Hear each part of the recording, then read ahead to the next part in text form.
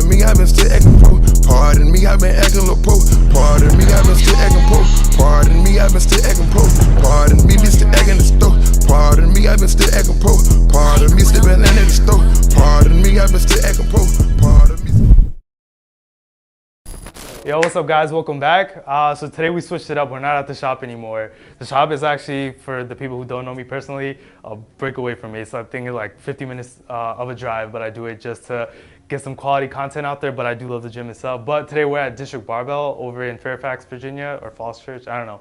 If you're ever in the Northern Virginia area, definitely drop by and get a workout in. One of my favorite gyms of all time to get a workout in at. So today I wanted to do a little talk on compound versus isolated workouts. So some of you might know what that is, and some of you might be watching this right now and be like, what the hell is this guy talking about? So that's why I want to do the talk on this. A lot of people go into workouts not knowing, the specific benefits out of it, right? I've done this for years, and just recently I started to get more into the research and the back end of things. So one thing I noticed is once you actually do the research of actually finding out, breaking everything down to a micro level, you really get to reap the full benefits of it. So today I'll go over what compound workouts are, what isolated workouts are from a very high level, and then I'll get into a leg workout where I'm going to do 3 compound workouts and then 3 isolated workouts. So that way you get a visual and get to see exactly what I'm talking about. And if you want to try it out on your next leg day, definitely go ahead and do that as well. So sit back and enjoy. So what are the benefits of isolated workouts, right? So by doing only one muscle group at a time, say you're lacking in a specific area, say you want to get your chest bigger, your arms bigger, your legs bigger, whatever it is, every single muscle group has isolated movements that you can do. What it does is it singles out just that muscle group almost 100%. So for example, when you go into a bench, and we'll get into this later on, you're not only using your chest, you're going to use a lot of your shoulders, a lot of your triceps. So by, not avoiding those workouts, but focusing more on isolated workouts, you get to focus on building those specific areas that you might be lacking in. So I do this a lot for the areas that I'm lacking in. For example, me personally, I think I'm lacking in my shoulders, I think I'm lacking in my arms. So on specific days, I focus on a lot of isolated movements for those areas. So focusing on a lot of volume, and we'll actually get into this too.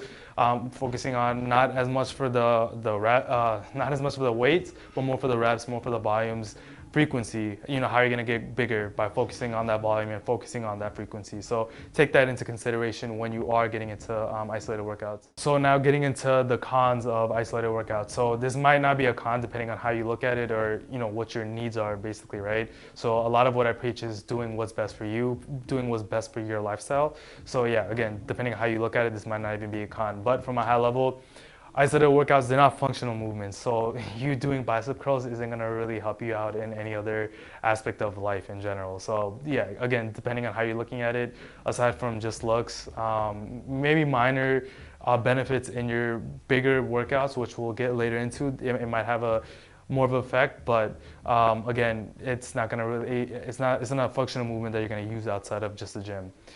Another con is that you're going to be doing lower weight, which I was just talking about. So again, depending on how you work at it, it might not even be a con. Use it to your advantage. So even though you're doing lower reps, focus on more sets, focus on more volume. So usually for those movements anyways, they're there to help you grow. So again, use it to your advantage. That's what I do for the areas that I'm lacking in. I focus on frequency, so maybe doing it more than the other body parts. Instead of doing it once a week, focus on doing the isolated movements 2 or 3 times a week.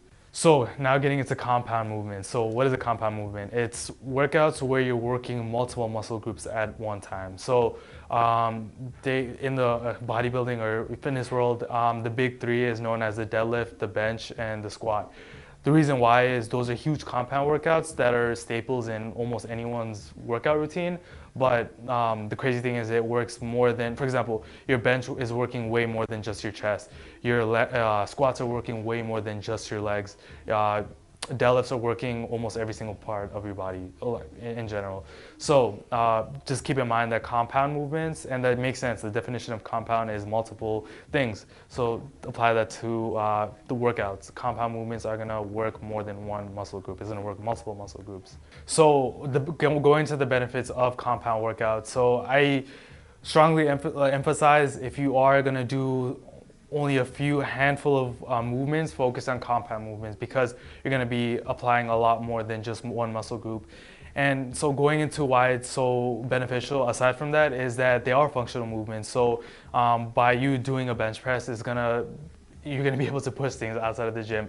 But for other workouts, you're gonna see a lot more improvement. So by improving on your barbell bench press, you're gonna see a lot more improvement on, for example, your tricep press or your dips. So other movements, you'll start to see a lot more improvement in.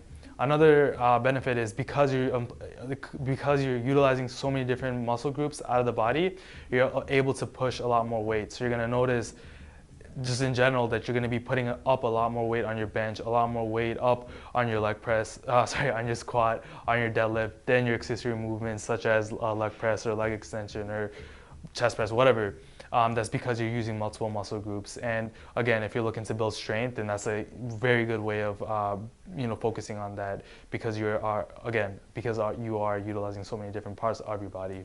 All right, so now going into the con. So again, depending how you look at this might not even be a con and might not even apply to you. But from a high level, because for example, I know I've been talking about bench press a lot, but when people think about the gym, they usually think about bench as the first workout that comes to the head. So when you're doing your bench press, right, you're not just using your chest, you're using a lot of your triceps. So if you're trying to focus on just your chest, it's not going to be the best option, because it's going to be utilizing so many other parts of your body.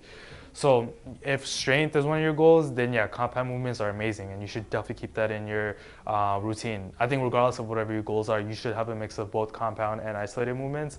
But just to finish up this point, if you're looking to build up muscle, you are going to build up muscle. It's not to say that you're not going to, but it's not going to just focus on that one area. It's going to focus on multiple different areas. And just think about it this way: it's not going to be 100% on your chest. It might be like 60% working your chest, 20% working your triceps, and then 20% working your shoulders, something like that, right? So depending on how you're looking at it, that is a con and a downside to compound movements. So I hope you guys enjoyed that workout. Definitely on your leg days, those are staples that I threw into my workouts.